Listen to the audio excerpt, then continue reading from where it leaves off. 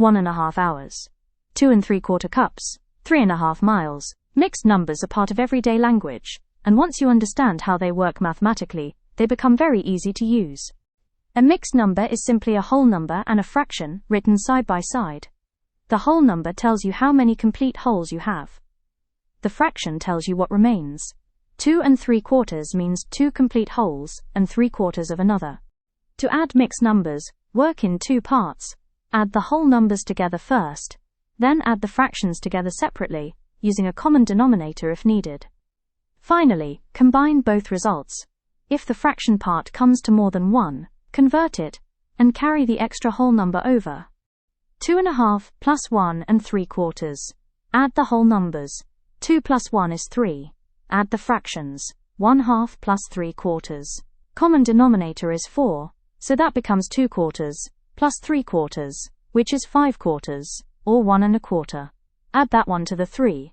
Total is 4¼ Subtracting works the same way. Subtract the whole numbers, subtract the fractions separately. 3 3/4 minus 1¼ Subtract the wholes to get 2. Subtract the fractions to get 2/4, which simplifies to 1/2.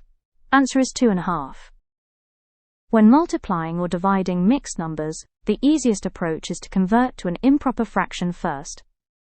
2 3/4 becomes 11/4. 2 times 4 is 8, plus 3 is 11. Then multiply or divide as normal and convert back at the end if needed.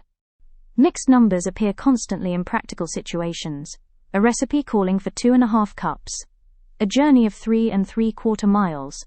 A meeting that lasts 1.5 hours. Understanding them means you can work with real quantities, confidently, in any context. The most common mistake when adding mixed numbers is leaving an improper fraction in the answer. If the fraction part of your result is greater than 1, like 5/4, always convert it to a mixed number and add the whole number part to your total. A final answer should never contain an improper fraction. To recap, a mixed number is a whole number and a fraction together. To add or subtract, handle the wholes and fractions separately, then combine. To multiply or divide, convert to an improper fraction first, and always convert any improper fraction in your final answer back to a mixed number. Next up, fractions in real life, putting it all together, the final video in the series. Thank you for watching. Subscribe for more everyday maths explained simply.